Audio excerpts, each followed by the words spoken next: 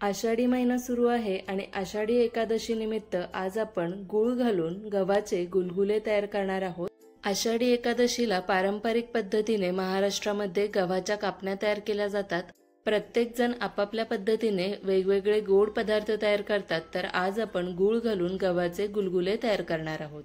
गव्हाच्या कापण्यांपेक्षा हे गुलगुले झटपट तयार होतात। एकदम झटपट तयार होणारी रेसिपी आहे। थोडाही सोडा न वापरता पारंपरिक पद्धतीने आतून जाळीदार आणि वरून खुसखुशीत असे गुलगुले तयार करूया। एका पॅन मध्ये मी 1 कप पाणी घातलेलं आहे आणि सेम कपाच्या मापाने 1 कप मी बारीक चिरलेला गूळ घातलेला आहे। पाण्याला उकळी काढून घेऊया आणि गूळ जे आहे ते सुद्धा विरघळवून घेऊया। इथे मी काळ्या कलरचं गूळ वापरलेला आहे। तुम्ही कोणत्याही प्रकारचं गूळ इथे वापरू शकता। जसजशी पाण्याला उकळी यायला लागेल तसतसं ह्यातलं जे गूळ जे आहे ते पूर्णपणे विरघळायला लागेल। तर आपल्याला फक्त गूळ विरघळेपर्यंतच पाणी उकळवून घ्यायचं आहे आणि गॅस लगेच बंद करायचे। पाण्याला एक उकळी येईपर्यंत लगेचच गूळ विरघळून जातं, जास्त वेळ लागत नाही। आता एका बाउल मध्ये मी गूळ आणि पाण्याचं हे मिश्रण जे आहे ते गाळून घेतलेलं आहे गाळणीच्या मदतीने, म्हणजे गुळामध्ये असलेले काही खडे असतील तर ते वेगळे होतील।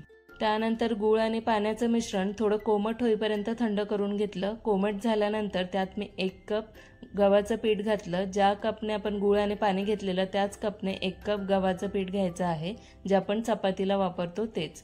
हे मिश्रण हाताने मिक्स करून त्यात असलेल्या जेवढ्या पण गुठळ्या असतील तेवढ्या फोडून घ्यायच्या आहेत। गुलगुले तयार करण्यासाठी आपल्याला मिश्रण एकदम घट्ट हवंय, जास्त पातळ नकोय। तर मला इथे पीठ कमी वाटत आहे, त्यामुळे मी पुन्हा अर्धा कप गव्हाचं पीठ घातलं।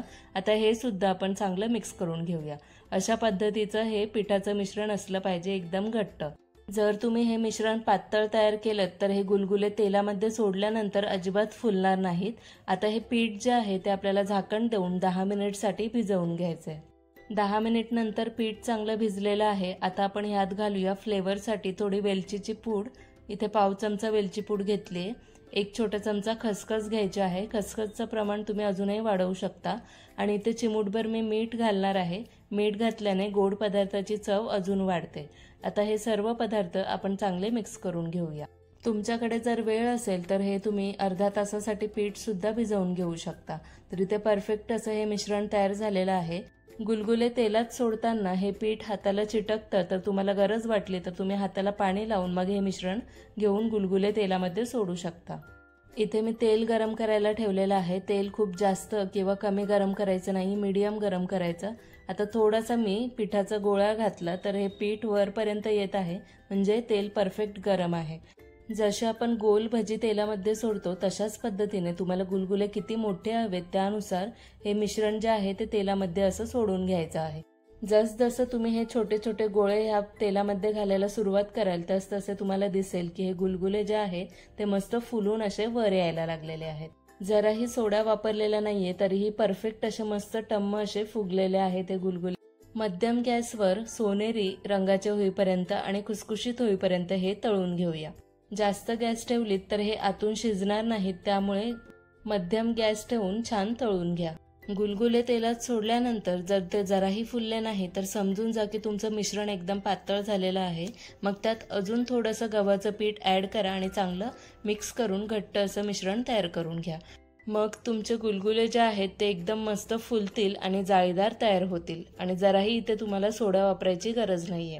तर अशाच पद्धतीने सर्व गुलगुले मी तयार करून घेणार आहे। फक्त हे तळताना गॅस कमी ठेवू नका, कमी ठेवले तर हे खूप जास्त तेलकट होतील। मीडियम वरच ठेवा। तर सर्व गुलगुले मी इथे तळून घेतलेले आहेत। एकदम झटपट तयार होणारी रेसिपी आहे। आषाढी एकादशीला तुम्ही गोड पदार्थ म्हणून हे गव्हाच्या पिठामध्ये गूळ घालून केलेले गुलगुले नक्कीच तयार करा। एकदम झटपट तयार होतात आणि चविष्ट सुद्धा लागतात। एक मी तुम्हाला तोडून सुद्धा दाखवते। आतून एकदम जाळीदार आणि वरून एकदम खुसखुशीत असे तयार झालेले आहेत।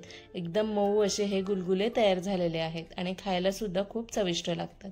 आषाढी एकादशी निमित्त झटपट तयार होणारी पारंपरिक रेसिपी दाखवलेली आहे। रेसिपी कशी वाटली कमेंटमध्ये नक्की कळवा आणि एकादशीला नक्कीच बनवा। व्हिडिओ आवडला असेल तर लाईक करा, शेअर करा, चॅनलला सबस्क्राईब करा। धन्यवाद।